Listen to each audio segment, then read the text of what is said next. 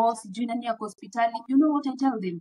I screenshot my M-Pesa balance. Naambia dena kifao. Niko na 20 bob. Hata Mungu mbinguni anaona sina uwezo. I can't withdraw money from my account and I don't have money. My people, and welcome to the GAF podcast. Today nimejoniwa na demu mwenye ako hii Lebanon anaitwa Nyambu. Hey Nyambu. Hi, mambo. Uko aje my dear? Niko poa, wewe uko aje? Mimi niko fiti. As we can see umevaa uniform. Tell us something you really enjoy about working in the Middle East. Something I really enjoy, like mostly in Lebanon, utapata like the Arabs are different from other countries, and the good thing about Lebanon, they are Muslims and Christians. So hakuna that rules and hizi sheria mingi ya buibui and everything. I think it's the best, especially working with Christian, and you are a Christian, they understand you and everything. Like it's the best thing. And according to the weather, I think it's the best. Kama sahi venye tunaingia winter, like you get the chance to experience different type of seasons. Okay. Thank you so much, so much for sharing your thoughts. And I like how positive you are every time for TikTok. You're super positive. What gives you that go ahead? Like go everywhere I see you, and I'm like, wow, she's doing a very good job. You know, when you discourage people, watapata nini hiyo side ya kukam. I see some people coming here online, they talk the negative side about the Middle East ama the other Arab country. Like the moment you start giving the negative side, how can you the positive side, people get afraid of coming to work in Middle East or Gulf. So it's good to say the positive side, at least encourage some people, because I get people in my DMs, oh Nyambu, thank you encouraged me, I'm becoming to Lebanon, what am I supposed to do, blah blah blah. You see, I feel good when I get people saying I motivate them, because I also have the negative side, but I can't come here and talk about the negative side because you'll discourage someone. Mtu atakam apatane na video yako ukiongea about Lebanon, ukisema how bad it is, alafu anze kusema mimi nijaribu kwenda Lebanon, na Nyambu anasemanga hivi na hivi. So I'm always free talking about the positive side, because watu wana focus na the negative side, watu wananyimwa food, sijui, story mob, but it's good. So I'm going to give you a case scenario. Nyambu, I'm so exhausted. I'm tired and I feel nimefika mwisho. Venye Waigora na treat ama venye bosi yangu ananitreat, si feel as if niko appreciated. I feel devalued. Advise me as your friend. Okay, as my friend, na hata kama wewe si friend yangu, what I will tell you, like, you are only here for a period of time. And time is moving. It's not like kitambo, the way people were used to be sold as slaves, like unakayo place the rest of your life. You need to be strong, no giving up. And then, ukitoka home, you had a reason why you are coming here. Imagine giving up, now you have not even accomplished what you came here to do, ama the money you wanted to come here. Tuseme, ulikuwa unataka kusave like 200k, umesave only 120. And then you want to give up. Ukitoka home, ulikuwa umepiga hesabu ya 200k, the money you want, na hata haujafika hapo. Like, why are you even giving up? You need to stay strong. Kuna other people are passing more than you. And what I tell people, every person go through different challenges. Hakuna mtu maisha yake kwa Mwarabu ni smooth. Like, kuna zile different challenges. And these challenges, they make us strong and they make us new people. The way I came here is not the way that I will live in this place. I have learned a lot of things, like cultural exchange, alafu pia language, how to interact with these people. Like, what I can tell you, don't give up. There is no space of giving up. Oh my God. I like really hanging out with women who are so empowered like you are. And I want to tell you, you're super empowered. And as a young girl, venye umefika hapo place unaongea hivi, what has led you to like being so empowered and so straightforward with what you want? Okay, like mostly utapata kuna ule dem anaogopa kukam kujitafutia pesa, ako tu pale home, maybe ako home kwao, she doesn't go to work, ako tu home, mamake anakaa na food anapika, she do the chores, she's not getting paid because hiyo ni place yao. Like the moment you come here and starting getting your money, it's the best thing because you know what you can do with your money. You can command your money. When you have your money, hakuna mtu atakwambia usitumie hiyo pesa vibaya, like tumia pesa vizuri, hakuna pesa ingine. The moment you have that your money, you can command your money. Ukisikia kuspend leo 10k, nobody will ask you, wewe ndio umejitafutia hiyo pesa. So there is that power when you have your money compared when you are somewhere, someone giving you money. That's why I encourage people, especially mothers, single mothers, like situation na yuko poa home, you are struggling, sometimes siku inaisha, you don't have anything. Yes, unaenda kufanya vibarua, umekam na 100 bob, maybe uko na mtu anahitaji diapers ama mtu yako karibu kuja shule, especially single mothers. I tell them, you come here, tafuta pesa ya passport. If you don't have, ambia mtu akukopeshe. Kuna wa agents wanakupeanga nini passport, and then ukifika huku utawalipa. So you come here, make a change instead ya kukaa pale home and then like uko tu hopeless. Ndio sasa utapata mtu anaenda kuoleka because of food. It's not love ama anything, ameenda tu kuoleka ndio that man amprovide food and then, like it's not about that. You come here, tuko wengi, si wewe peke yako, and it's very enjoyable. Imagine unapanda ndege kukuja kufanyia Mwarabu kazi, kukuja kuoshea Mwarabu sahani, kukuja kuoshea Mwarabu choo and everything. It's a privilege, by the way. Very good one. I never thought it would be a privilege until when you umesema it's a privilege to be It even here. is. I'm still surprised with this. So tell me something. Unapatanga ikaa kwa Mwarabu na kwanga na ile mentality ya I don't have freedom, nimeshinda kwa nyumba the whole day, what should I do? Oh my God, nishinda TikTok the whole day. Oh, what do you do when you're free? When I'm free. Yes.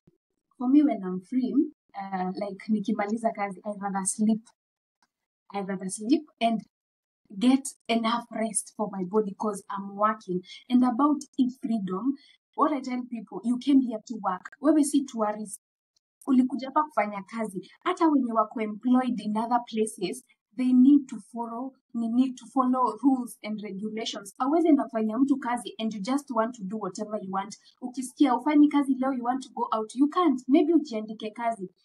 So for me, for my free time, I can split it, I sleep, and then nyingine nige TikTok, I reply to DMs, alafu najienjoy, ama I go to YouTube, ama Netflix, ama anything, ama movie box, I go watch. Like, I just feel free, like nijibambe. That's what I do. For me, I don't go out. I won't lie to you, I don't go out. Because the moment you go out, of course, you will spend. So sometimes naambianga mtu, unajua kuna wenye wako na katika freedom, Mwarabu na mwenye, you can go out, anapewa $2 ama $5, hapo hajaguza salary yake. Lakini kuna ule kwa sababu ya pia pressure, na wengine wameenda nje, she wants to go. The moment she goes out, she's spending money. Salary imeingia, ametumia pesa, hana anything, anasahau she is only here for a period of time. 2 years si time mingi. Mimi ungeniambia ati 2025 itafika, I was like, wewe kwani unaniambia nini? 2023 niko nasikia mtu ananiambia nenda next year, and I'm like, mimi nenda next year but one. 2025 itafika, si ndo mimi nimeongeza contract juu ya contract. I'm not going anywhere. Oh my God. Me as a person when you huenda out, like I go out. I really enjoy going out and hiking. Na ile tunaweza sema ni kwenda out ni expensive. It's very expensive, especially when you're in a foreign land and you have to pay for your taxi. You have to pay for every single bit unajilipia. It's a bit expensive.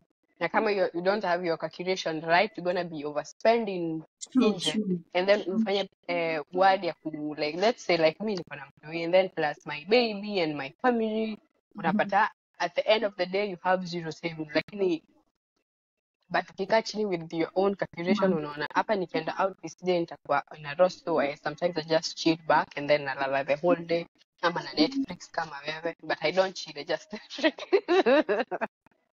I go for your YouTube, I exercise most of the time. So that can I like the advice. Alafu unaona like kuna watu wako na different things. Unaona kama you like going out. For me I rather sleep. Hata nikiwa Kenya, mimi si mtu wa kutembea tembea. I rather stay indoors. I don't know why, like napenda tu kujikalisha, napenda tu kukaa tu indoors. Cause najua hapo niko free na lala, hakuna tibali naoga niende, like italingana na mtu. Like for you unaona you like going out. For me I don't. You see? But it's good when you do your calculation, unaona unapata 40,000, you can spend like 5,000 ya kwenda nje. Unajua huwezi pitisha hiyo 5,000 juu hii hesabu ingine yako umeka saving mtoi and everything, you are good to go. Yeah. Let's talk about saving. To save, like kama mimi nilikuja bila like a bank account. I didn't have a bank account. Na what happened to my phone ile time nilianza kazi ilikuwa spoiled and my boss tukakuwa na 1 2 3 akaichukua. So hata M-Pesa sikuwa. My trust was going to my mom and my sister. At least nilikuwa na watu najua like they can really manage my money, but nilikuwa na kaleka aish. Kila time nikituma do nilikuwa na I have to have a conflict with one of them. Tell me, how do you save your money? Okay, like for me, I never had a bank account. Nilikuja Lebanon, sikuwa na bank account. Sikuwa na mtu wa kunichanua about M-Pesa. That's why I use my platform to tell people information before they come here. Ukuwe na M-Pesa app. Mimi sikuwa na mtu wa kuniambia kuja na M-Pesa app, fungua account ama anything like that. So I had challenges about money. You know what I did? I connected my sister to come to Lebanon. Nilimwambia fanya hivi, wenda KCB, fungua account na details zako. Yeye ako na account nyingine Equity. So I told her, enda KCB, enda fungua account na details zako, and then buy me a phone. Nikamtumia do, akanibaia simu, na nikamwambia, kwa hiyo simu, eka KCB app and download the M-Pesa app. When she came, she landed on a Sunday. My bosses took me to the office. Nikajua alikuja na hiyo office ya Lebanon yenye nilikuja nayo. It's like 5 minutes drive from here. So I went and met with her. Akanipea hiyo kadi ya KCB and the phone. So for me, savings, nikisharushiwa kwa simu kwa M-Pesa na Wish Money, I'm able to transfer kwa account. So like what I tell people who don't have like hiyo sasa juu unajua si kila mtu sasa anaweza connect sister yake ama kazini yake akuje. What I tell them, send your mother to the bank or anybody kwanza you can trust. Let them open account under their name because otherwise you open with your name. Si uko na ID na kama ID yako ndio uko nayo, like they can't open for you with your details when you are away. Tell them to make that account a fixed account ama locked account for 1 year. That is the maximum time they put for you, 1 year. The moment unatuma hiyo pesa wanaweka kwa account, they will get a message ya kuonyeshana wameweka hiyo pesa kwa account. No matter what happens, they can't remove that money kwa your account hadi 1 year ishe. That is the best thing. Waambie waeke hiyo account fixed ama locked. You'll be able to save na utakuwa na discipline. Kama hauna hiyo M-Pesa app, just send them to them directly kama na Western Union. When they go to KCB, hiyo pesa hata hawatatoka nayo hapo. Waambie waeke kwa account and they'll be given a receipt na utaona pesa imeingia kwa account na hakuna mtu anaweza toa hadi 1 year ishe. That in this podcast, ilikuwa tu like random. I would do my own stuff. And then nikapata like, okay, I do my own stuff, but I would really like to share my experience, but naweza taka kuleta watu. And I'm really thankful that umepata hiyo time ya kukuja and sit with me and share with me your knowledge as we exchange ideas. I really love them. So let's say hauna mtu unaweza trust na pesa zako. Like hauna mtu unaweza tumia ile pesa home akuwekea kwa bank. How do you go about this? Sasa hiyo inakuanga bit tricky juu the moment unakana hii pesa cash, it's very risky because you never know mwarabu. According to other stories za watu wa Gulf, unapata mtu amekaa na pesa yake and then the last minute mwarabu anamgeuka anasema alimwibia pesa and they take all that money. So if you don't have anybody to trust, like you need to find someone you can trust. Maybe your mom, at least hata ukimtumia hiyo pesa, kama umemtumia 200k, akisikia kukula 50k, it's okay, she's your mother. You see, at least kuna ingine amekubakisha, cause hakuna venye mzazi anaweza kula pesa yako yote, hata kama atakubakishia 5k, at least amekubakishia something kuliko you take the risk, ukae na hiyo cash after working the whole 2 years, and then Mwarabu akuaccuse umemwibia hiyo pesa yote, and then you go home without anything. Your mom maybe alikuwa anakuambia tutumie, you refuse to send money. Where will you go? Alafu ukifika home, who will help you? So ulikata kutumia mama heri ya kule, you go home and deal with her, kuliko Mwarabu akunyang'anye and then you are told to go home. Sasa umeacha pesa yako hapo yote kwa Mwarabu, umeenda home penye hata huko unatuma hata 100. It's better you go deal with your mom or your dad or your sister than wache Mwarabu hiyo pesa yote. Because the moment unatoka hii country, mmemalizana na huyo Mwarabu. Hautaonana naye tena, maybe they will block you kwa simu zao. So it's better you go home. Mamako hakuna mali anaenda. You'll find her there. Go deal with her there. Amazing. Sikuwa ifikiria kitu kama hiyo. Thanks God I have people like you to be sharing with me. Very nice. Sasa sijui niseme niite aje na Kizungu. And nilikuwa na swali, and my question is, do you think people should have a budget of their money? Let's say unalipa 25,000 like we do, and then you have a kid, uko na mtoto mmoja.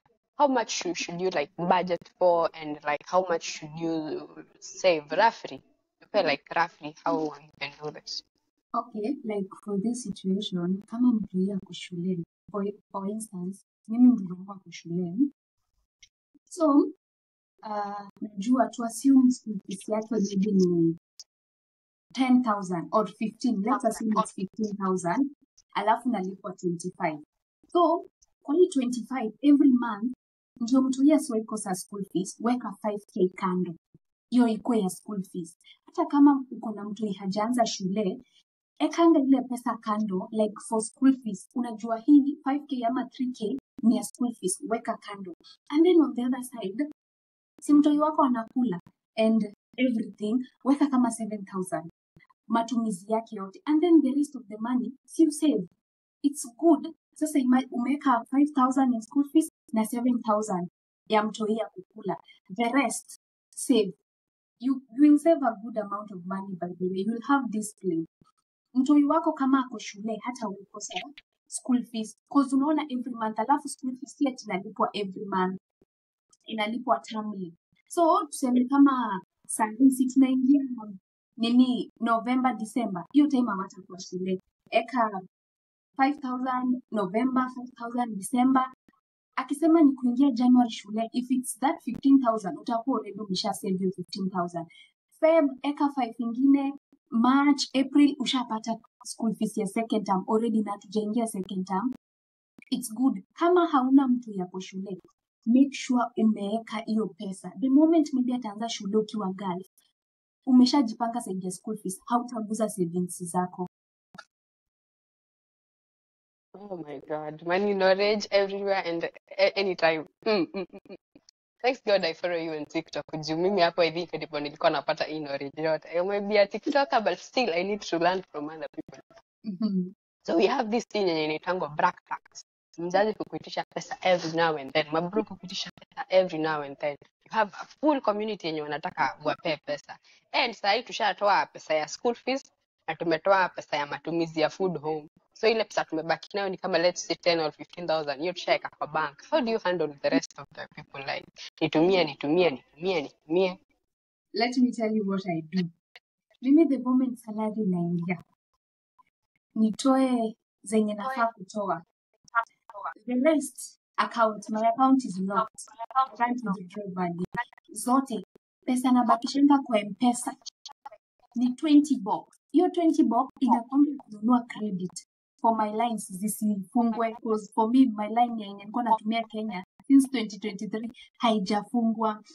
You see that 20 bob, naona message, Nyambu sijui nani ana inhaler, sijui nani ya hospitali. You know what I tell them? I screenshot my M-Pesa balance. Naambia dena nifao, niko na 20 bob. Hata Mungu mbinguni anaona sina uwezo. I can't withdraw money from my account and I don't have money. Mtu akisikia kukasirika kasirike, lakini mbele ya Mungu I don't have money. I have 20 bob. Na kama hiyo 20 bob itawasaidia, I can transfer it to them. Na transfer, sitakosa kutafuta 5 bob ya kununulia lines zangu credit. So that is what I do. Rusha hiyo pesa yote kwa account. Inabaki, rusha kwa account. To the moment unaanza kuwatumia pesa, ujue ukianza kuwatumia pesa, you are helping them when you are away, si ndio? Utaenda home, haujafikisha target yako. Nani atakusaidia? Ni wewe ulikuwa unawasaidia ukiwa away. Umerudi home. Do you expect them to help you? Na ukiwa away wewe ndio ulikuwa unawasaidia.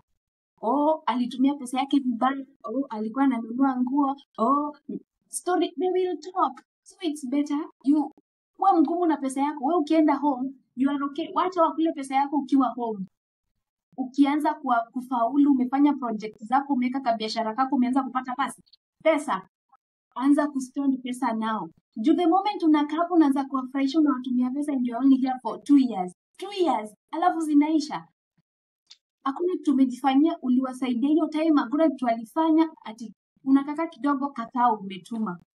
After maybe 3 days, sijui ng'ombe ilimeza crocs, sijui daktari veterinary amesema, sijui ni 5,000, umetuma 5,000. Hizo ni 6,000 na mwezi haijaisha. Pesa inaenda hivyo. Unaenda home, you don't have anything. Alafu wanaanza kusema you wasted your time in Gulf. The same people you are sending money, hawawezi kumbuka. So, kuwa mgumu na pesa yako, let them hate you at the moment. When you go home, they will understand.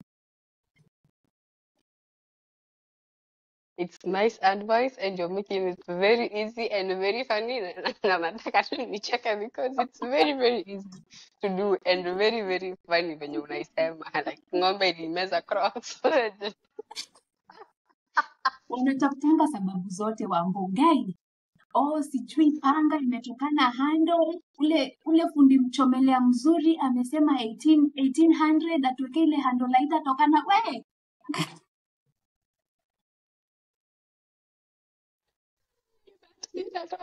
So another case scenario ni let's say hii pesa unatumia mse direct home, unatumia madhi direct, so anajua ile pesa imemfikia. Let's say unatumia wish money, tunajuanga wish money ni hadi kwa M-Pesa. Unaweza control aje hiyo pesa na uko huko, na obviously juu anajua ile pesa unatuma per month, so akona hesabu yake. How do you tell her no? How do you say no to people? Kumtumia pesa, like this is what I can say. Tuseme unalipwa hiyo $200, si ndio? Ukifika hapa, don't tell them the amount you are earning. Utajiingiza in a hot soup because home wanapiga hesabu $200 ni 25,000. Utoe za mtoto za fees na alafu wanajua una save maybe 15,000 ama 17,000. Wewe fika hapa waambie unalipwa $100. Wewe tumanga $100. Waambie mami, hiyo ndio nimepata, jipangeni kana hii 100 nyingine. Tuma 100, jiekeka 100, jiekeka 100. Ikifika point, the time you are going home, unaweza tumua pesa yako na Western Union. Ama you send the money with your mom's name. Haumwambii, si tuseme unaenda home. Hiyo pesa, utu 200 tungine tumekuwa na bakisha, peana zitumiwe details ya your mom. So unajua ID yake, the name. Si wewe ndio uko na hiyo receipt. When you go home, mwambie mom tuende bank. Mnabeba ID yake, si ndio hiyo pesa yako uko nayo. Yeye anajua ulikuwa unapata ile 100. So you have your money. Hakuna mtu anajua mnaenda na yeye, si uko na that receipt ka OMT. Mkishaenda na yeye, si mnaenda mnachukua pesa, alafu if you have an account ama you don't have, you open one, unaweka hiyo pesa yote hapo. Alafu na mdunga zake sawa kama 10 anafurahia na hiyo story anasahau. I never thought of this. Mimi sikufikiria kama kitu kama hii. And actually, akibenye umeiplan it will work for somebody who doesn't have an account. Kama mtu mwenye hana mtu anaweza mtrustia do. Sikuifikiria wala sikuwahi hata siku moja ishai cross point yangu unaweza fanya hivyo. Wewe ni mjanja. Wewe ni mjanja. Wewe ni mjanja. Usitume na jina yako. Juu Mwarabu anaweza cancel your transaction. The moment anaona umetuma na jina ya mtu, anajua utatuma huyo mtu aende kwa bank. The moment anaona ni jina yako na anajua una home kesho, they can go and cancel that transaction. Unafika Kenya, unaambiwa pesa hakuna. Lakini tuseme ujue pesa kwa OMT, it can stay for 90 days. You have allowance. Uko na time. Unajua 90 days ni miezi. Tuseme kama miezi 3, si ndio? tuassume una home next month, wewe sianze tu kutuma hizo pesa this month. Ukienda home zile 90 days hazijaisha, so unatuma Mwarabu anajua pesa wale walifanya nini, walireceive, hata follow up. Lakini the moment Mwarabu anakwambia unaweza tuma na jina yako, ukifika huko you go get your money, unafika huko unapata ilikuwa cancelled, unafanya nini? I like how you think. So, sasa tuseme uko na hii do unataka kubai shamba. Do you think buying land is a good investment or like Kadama? Tuseme uko na pesa tu ya kubai shamba. You don't have another plan ama kujenga because like 2 years unaweza jenga in 2 years. Let me start with this. Unaweza jenga na pesa ya 2 years. Ukiwa peke yako huwezi. Especially like tuko Lebanon, so tufanye hesabu ya msee anafanya kazi Lebanon, this is 2 years. Would you advise somebody anunue shamba? No, I can't. Najua nisifanya kazi with this company ya kuuza mashamba, but after nimemaliza hiyo contract, sitaki kuwa associated na mambo na mashamba. Because kwanza saa hii unasikia shamba sijui 25k, 100k, 99k. Alafu juu sasa, you know some people will buy land because their friends bought land. Ati juu Nyambua alinunua shamba, wacha mimi ninunue shamba. Juu Ambua amenunua shamba Mombasa, wacha hata mimi ninunue shamba. Haujui kwa nini mzee amenunua hii shamba. Some of this land zinauzwa like cheap is expensive. Saa hii venye maybe Kenya hakunyeshi, mnaonyeshwa land iko sawa, everything is okay, lakini wacha kunyeshe. Na ushaekelea 100k yako huko, and then you are not at home, ati utaenda site anytime you want, uko Gulf. And then unanunua land ukiwa away from, mi siwezi advise mtu, heri uende ukanunua ukiwa home. You deal with everything ukiwa home. Juu sasa, tuseme umenunua land ukiwa, alafu ukipelekwa Kongo. Imagine uko kwa Mwarabu, uko na that pressure of Mwarabu, kazi yala, kalas. And then, on the other side, watu wa shamba ndio wao wanakuignore, unaanza kupoma pressure nini. Wewe weka hiyo pesa, when you want to get a piece of land. Mi naambianga mtu, if you want to get a piece of land, usikume malizana na Gulf. Juu sasa, hiyo shamba unanunua ikange tu hivyo kwa na title deed. Kama unanunua shamba, nunua shamba na usimalizane kwanza na Gulf. If your aim is building, enda home, maliza hiyo 2 years, enda home, go buy a shamba, enda uliza majirani, hapa kuna kuangaje, like hivyo, usinunue shamba blindly. Enda, ukiona kuna neighbors, it's good. And then, waulize materials, mnapata wapi nini. Rudi tena Gulf, okota pesa yako, enda jenga. At least you'll be a homeowner. Umemalizana na stress ya mambo na rent. Imagine umenunua shamba, tuseme umesave 200,000, si ndio? Alafu umeenda ukanunua shamba ya 150,000. Umebaki na 50,000. Bado unataka kupiga luku, unataka kuchachisha home. Hii 50 imeisha. Umeshauza, umenunua ile land 150. So what's next? Hata pesa ya kulimisha una, alafu kuna land zingine si za kulimwa. So hiyo land iko hivyo. Alafu land mingi ukinunua huwezi uza.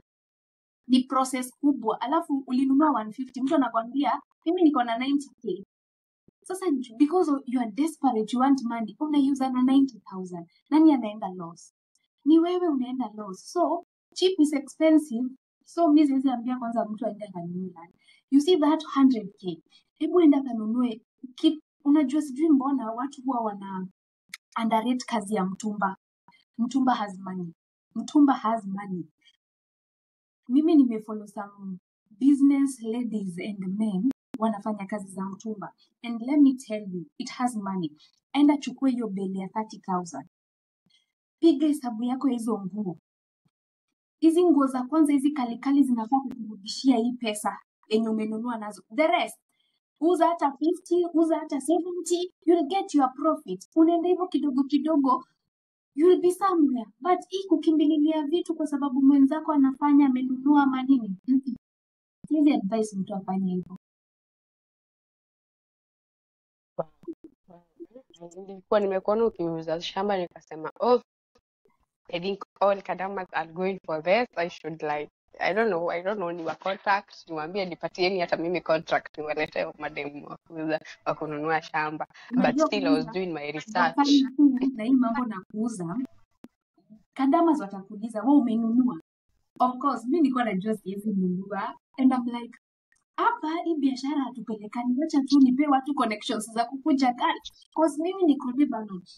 Mtu anakuuliza wewe umeona hiyo shamba, uko site, and then unashindwa venye utawajibu. You don't want to be rude to them, they are just asking question politely. So and I was like, mimi sina shamba, sijaenda site, like what am I doing? And I was like, see, e-contract ikisha, I'm not doing this. So I even told them, e-contract ikisha, me I'm not in because I'm having challenges. Alafu naingia live, you will host them, sindio? Wanakuja, they start talking about shamba, maybe I had 500 viewers. The moment wanaanza kusikia mashamba, wambo tunabaki hapa peke yangu. Like you mean people are very scared of buying lands watu wenye wako Gulf? Ni kuwa scammed ama ni venye hizi shamba haziko, or like we are buying air? Like mostly unasikia shamba saa hii. Unajua before shamba ati kitoka 100, zile enzi when we were young, ile time pesa hadi ilikuwa na value. Sasa unasikia mtu anakwambia shamba ati 99,000. And then like unaanza kujiuliza mbona hii shamba inauzwa 99? Kuna kasoro. It's maybe iko huko ndani kabisa, place haitawahi grow. Kuna places hazitawahi grow hata tukuje 10 years. Kuna zile place tu ziko, hata stima unaona ni shida, like maybe uweke solar, maji ni shida. That's why they are giving it out with a fair price. Wachukue pesa yao, wamalizane na hiyo land. Haunangi hizi land zinauzwa maybe 600k, 500,000. Utapata maybe ziko karibu na barabara, the place is growing, kuna mabiashara and everything. Ushaiona shamba inauzwa 99k, iko karibu na bypass aba barabara. Unasikia sijui ni 45 kilomita hadi uko ndani. Uko na gari, hakuna hata stage ya nduthi hapo atitakupeleka hadi uko ndani. Unakaa hivi unaanza kujiuliza nilinunua hiyo shamba ya nini? Hauna gari, hauna pikipiki, hauna baiskeli ya kuingiza hiyo 40 kilomita huko ndani. Penye hiyo stage iko, hakuna pikipiki inaingia huko ndani, na kama iko mtu anakuambia 250.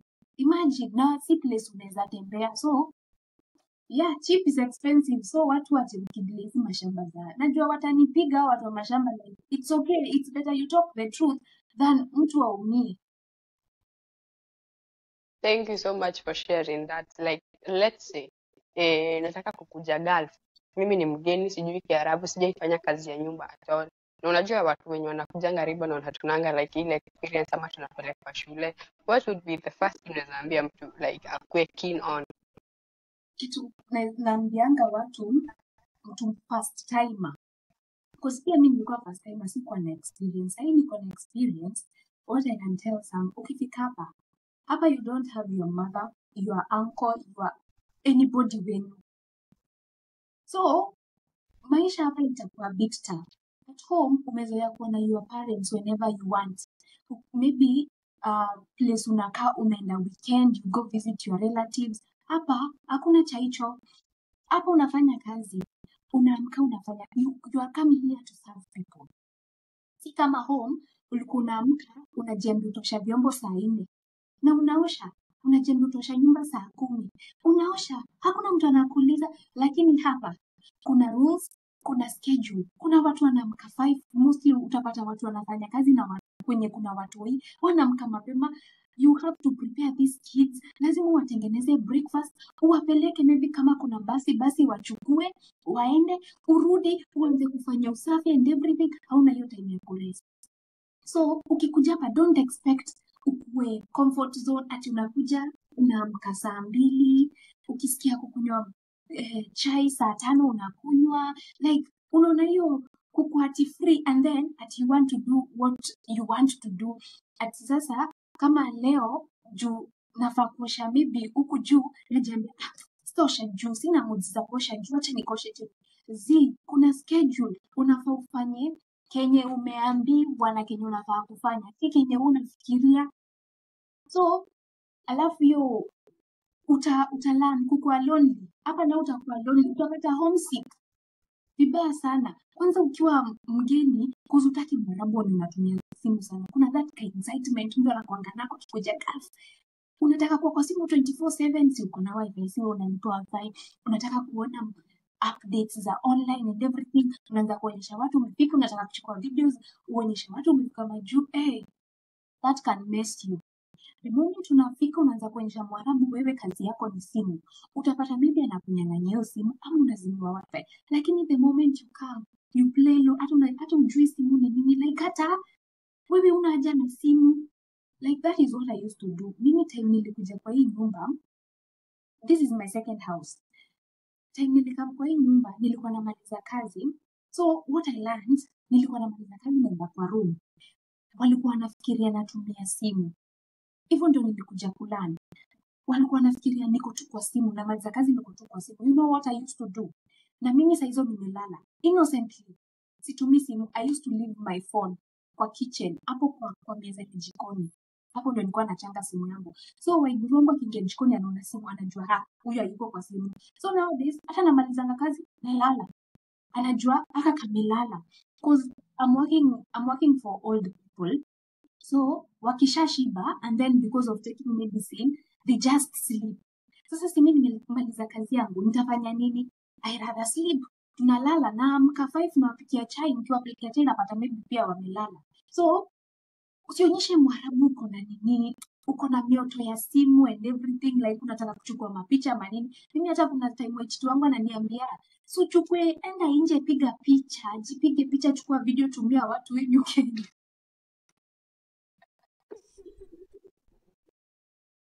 Imagine, alikuwa ananiambia hivyo, mbona uchukuangi picha and everything? Nikamwambia haina shida. Like alikuwa ananiambia toka, zunguka huko kwa pool, go take photos, send to your people. And I'm like, okay, but then. That's very nice. As in, hadi like when you ulionyesha, it's not about my phone.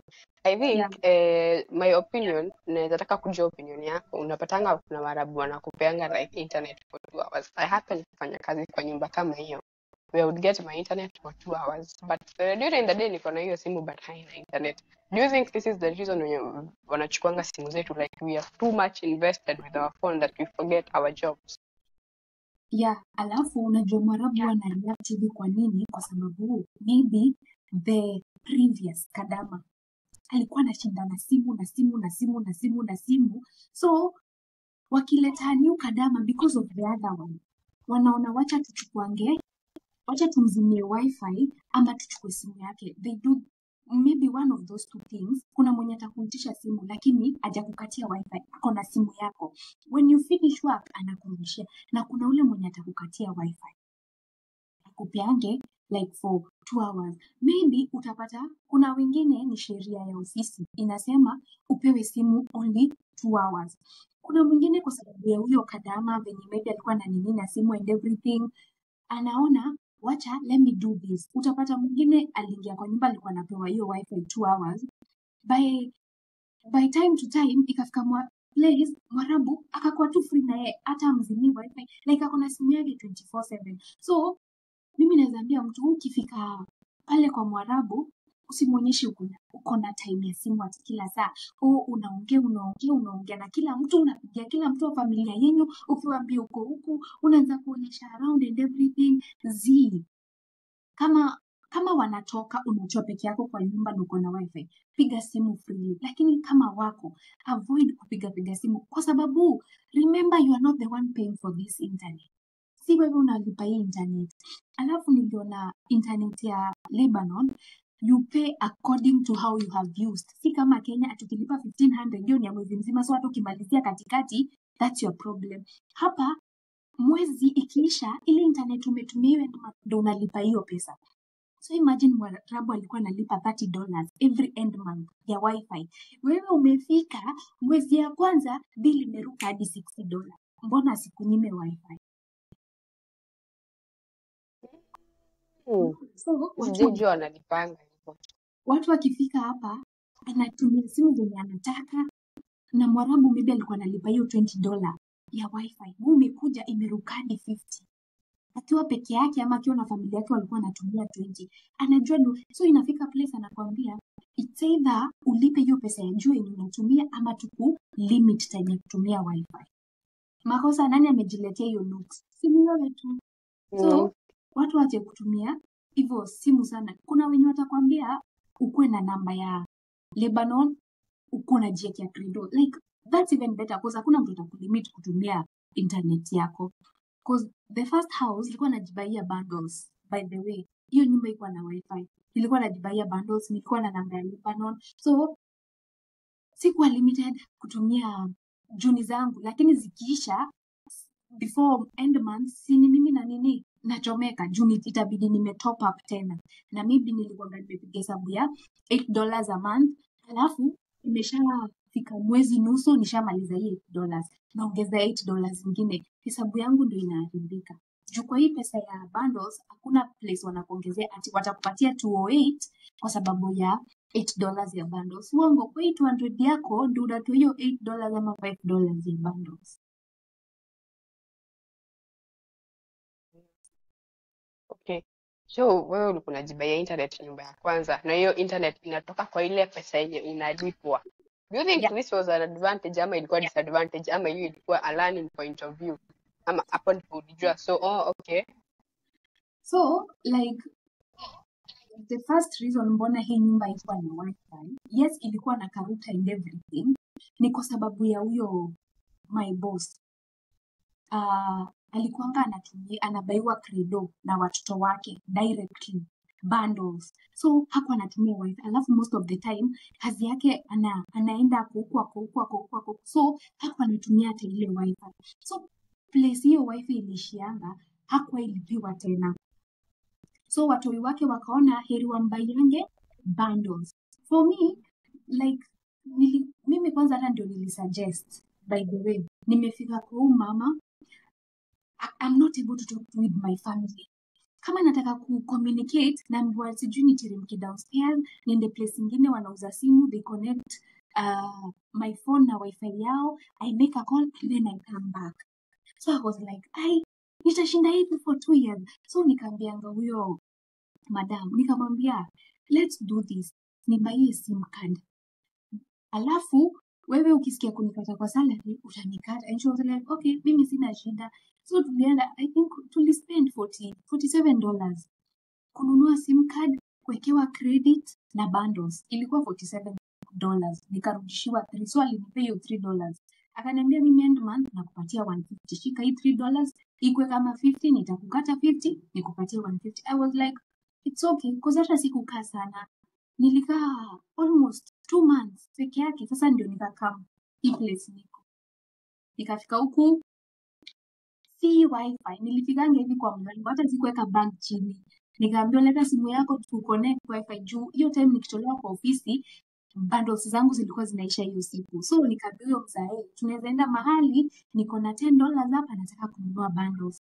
Akaniuliza, kwani hiyo nyumba ulikuwa uko unapewa wifi? Nikamwambia kuko na wifi. Akaniambia usijali, nyumba yangu iko na wifi. So the moment niliingia kwa entrance, nikaambiwa bring your phone, wakaniwekea password, boom. Na hivyo sasa ndio line yangu ilikuja ikauzwa, cause unaona ukikosa kuweka Credo huku, line huwa inafungwa inauzwa. Na hivyo ndio nilipotezanga namba yangu ya nyumba. That's so nice. Niko na swali lingine, like ukiwa Middle East, are you supposed to spend your money? Are you supposed to spend your money like ujibaie manguo, you buy yourself shoes, ama yote tuna save ama tunatuma tu home and then unagoja Weguru akubaie kila kitu? Mimi kenye naweza sema, tumia pesa ikuzoe. Patia mwili shukrani. Utasave you know that ka pride, ukinunua nguo majuu and then you go home unavaa, mtu anakuuliza, na hiyo nguo ulinunua kuna mwambie nitoka nayo majuu. You know, kuna venye una feelingi. At least ukienda home ukivaa hiyo nguo unakumbuka over certain country. Unajiambia, hey, by that ka dress nilinunua siku fulani kalinibamba. Ebu spoil yourself. Because sometimes unapata hujanunua hata anything, hujajibaia hata slippers ama anything. Umeenda home, umepata mashughuli mob, maybe unajengea wazazi wako ama nini, and then unapata pesa yenye imebaki ni kidogo. Hii pesa huwezi nunua nayo nguo ama viatu ama anything. Maybe uko na mtoi ama watoi, unapiga hesabu, hii pesa wacha nifanye nini niwalipie fees. Wewe kuna kitu umejifanyia? Hakuna. na wewe ndio umechoka kutafuta hii pesa. Hebu spend your money. Sometimes kama unapata hiyo 200, so weke hata $10 kando. Nunua that nice dress. Nunua anything. At least unakuwa smart. Sometimes tutatoka, maybe tutaenda maybe kwa beach. Sasa niambie kama sinunui nguo, nitaenda na uniform. Siwezi enda na uniform. Siwezi vaa zile nguo nilitoka nazo Kenya, juu hata sina.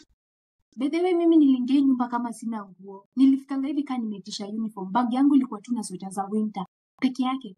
Sikuwa na suruali, sina panty, sikuwa na anything. Nilifikanga hivi kama nimeitisha uniform. Nilikuwa tu na zile nguo nilikuwa nimevaa kwa mwili peke yake. Na ujue time ilikuwa summer time.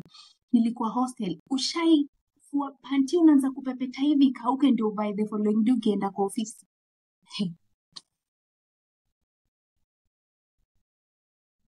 Huku umebeba manguo, let me ask.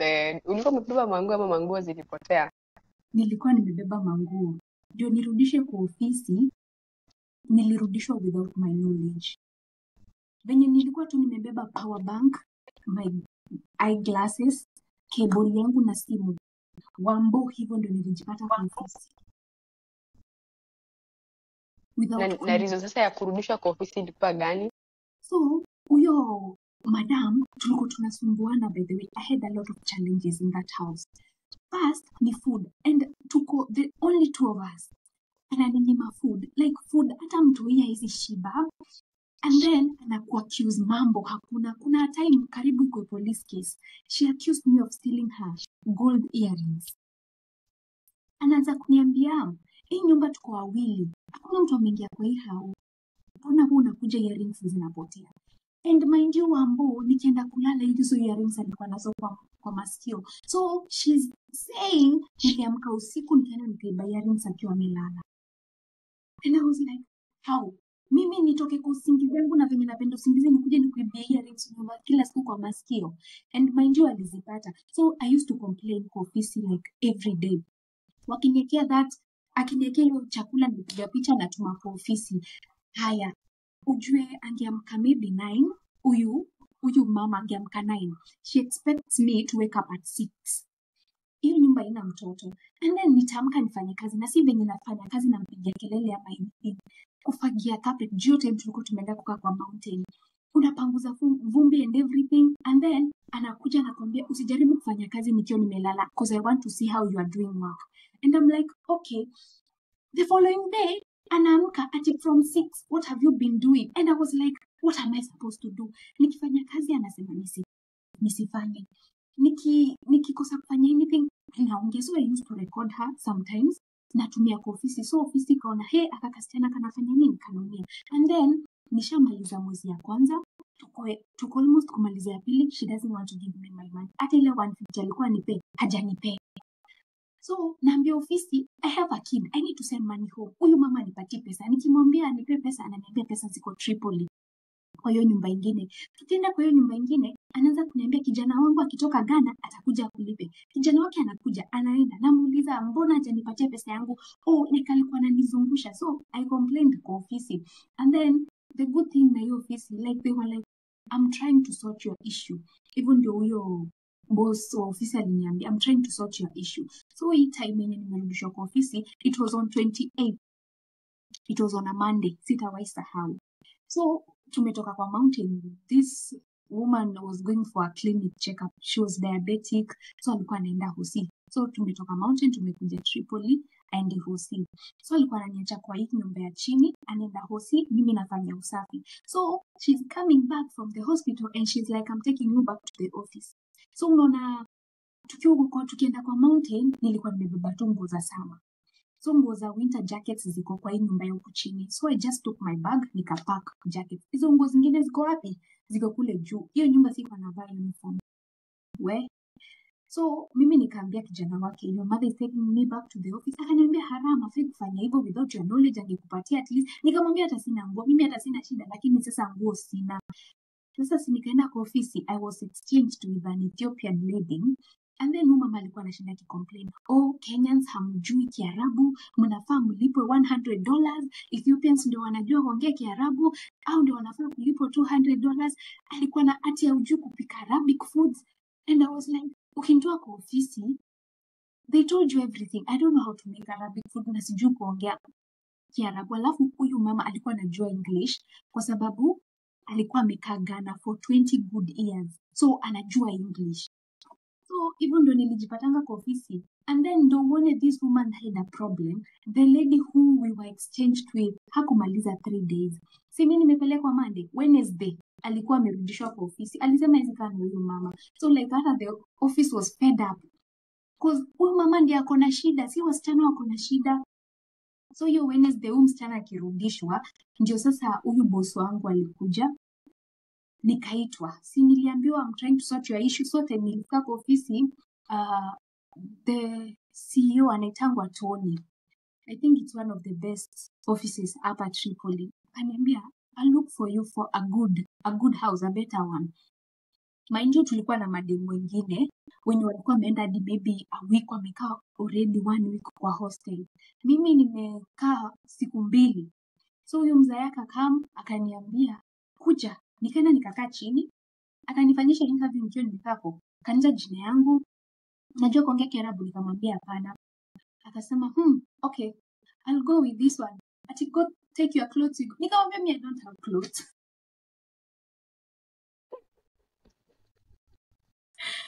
Na sasa hivyo ndio tulikujanga na hiyo Wednesday, and I thank God the thing I did which I never did in the other house. Unaona kwa gate, before I entered these premises, I said a prayer. Nikaambia Mungu, let these people love me and may they favor me. Na hii mlango nitoke nikipelekwa airport nikiwa nimemaliza shughuli yangu hapa, nikienda home. Na nikajiambia office is never my portion again, kwa sababu maisha ya hostel siwezi taka kujaribu tena. Like huko you just survive. Kuna maji ya kunywa ni ya chumvi, hakuna sabuni, like na umerudishwa tu hivyo kwa ofisi. Sasa imagine, sina towel, mambo nilikuwa nimevanga ka short ka jeans na top na bra na panty, sina sabuni, sina anything, sina toothbrush, niko tu hivyo. Yani naosha panty na shindo nita squeeze na nini, siwezi squeeze na hii t-shirt ndio nataka kuvaa, siwezi squeeze na short. Nilikuwa nashindanga nje nikipepeta kapanti ndio the following day nipate kitu ya kwenda nao kwa ofisi. I can agree with you. Kukaa kwa hostel haikuangi mchezo. It's not easy hata ukiwa na hizo manguo zako, most especially juu ofisi mingi hazipeangi like enough food. Ama mnakulanga, sisi tulikuwa tunabaiwa manaishi moja izata the whole day. So unless ukue na do yako, like ukue na do yako ya kujibaia maji, maybe some juice. Hebu imagine umekaa kwa ofisi for 2 weeks, unakula tu manaishi kila siku zata. I'm telling you, it's painful, it's hard.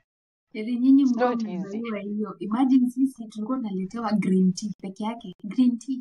Na ina hata hakuna sukari, mnachemsha tu maji mnakunywa green tea. Cause tuko wengi, they can't even provide food. Ama mnaletewa tu kubus peke yake, mnakatana. Kuna time tumekuwa juu nimekaa kwa ofisi. Let me tell you, mimi venye nilifika Lebanon, boss mwenye alinitoa Kenya hatukuwa iongea na sikuenda kumfanyia kazi. So me time nimefika Lebanon ndio naona sasa my boss. Nikapelekwa kwa ofisi ndio nifanyiwe medical. So nikienda kufanyiwa medical ndio hiyo wiki nilikuja ilikuwa holiday. Ndio sasa CEO ofisi ananiambia your Mr. is a dentist, your madam is a teacher, now they have 3 kids. And I was like, wow, okay. I was not prepared for this, but ni sawa. Sasa mimi I don't know what happened. Unaona shindano mtu anadungangu hapa. My hand reacted. So already wiki imeisha. Nilikujanga on a Monday on 27. Hiyo wiki yote ni holiday. So singeenda job. So hiyo wiki yote imeisha. Mkono yangu imereact. I'm taken back to the hospital. Nikafanyiwa x-ray hii ya kuhagi mashini. Unajua wanatafuta nini? Wanatafuta TB. Wanaona TB hawapati. Tukatoka hii hospitali, we went to another hospital. So let me tell you, in this hospital nilipata challenge ingine hapo. I don't know. So nimeenda tukaenda miguu. So tukafika tukaambiwa daktari atakaa kidogo. So CEO ndiye alinipeleka. Akaniambia wacha niende gari juu place tulitembea ilikuwa kama 30 minutes. Wacha nirudi nitembee niende gari nilete najua utakuwa umemaliziwa, so I'm alone, niko peke yangu, nimeshika passport yangu, niko peke yangu hospitali, sijui Kiarabu, I'm still new, ndio tumeanza wiki ya pili. So daktari akakuja, so place nilikuwa nimekaa, daktari sasa anatoka ma documents, ma passport, kuni register and everything, si nimekaa hapo peke yangu, and then a man walks in. So mimi nikadhani maybe ni mtu ako friendly nini, akaanza kunifanyia hivi, and I'm like okay, si hata mimi namrudishia. So anaanza kunifungia macho, mimi hata siko huko, alafu anaanza kunifanyia hivi mwili, hey, niko na wewe na kuona. So daktari akakuja, huyo msi akatoka, sijui kama alikuwa cleaner ama I don't know. Nikapelekwa sasa changing room. Unaona hii staff unaingizangwa ndani, you undress, unavaa your gown, unaingizwa the machine inakuscan everything. So nimeambiwa nitoe any jewelry niko nayo. So before niende kuchange, so nimekaa. So daktari ameniambia nipatie 2 minutes, I'm coming back, kuna document nimesahau. So the guy comes in again and is like, you have to undress. Na ananitolea nini yake hivi. And I was like, bro, tulia. Nikaanza kumuuliza, are you crazy? Akaniambia ati 5 minutes, shwai. Mimi najua shwai ni nini. Ushasikia ni kama unachemka. And I was like, mimi nakuja huku kutafuta pesa, alafu yeye anakuja hapa sijui kuniambia nini. I pushed him. Venye nilimpush, na ndio daktari akakuja. And he was like, oh, nilikuwa namueleza sijui mashini nini, so akatoka. Huyo daktari akamwambia kila kitu iko sawa. Nikamwambia huyo mtu alikuwa ananionyesha kitu yake.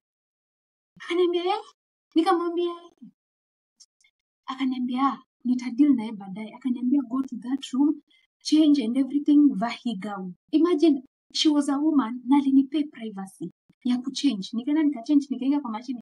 Wanapata anything? Hawapati anything. So boss wangu kunikujia, mkono yangu imefura. Sasa mwenye alinitoa Kenya ni dentist. Akanichukua vizuri, mimi nikajua nimeenda nini? Nimeenda job. Akanipeleka hosi nyingine. And then naona hii route ndio tu hii route ya ofisi. Nikarudishwa kwa ofisi. Na akasema nitaki. Nikakuwa sponsorless. Sina mdosi. Sasa niko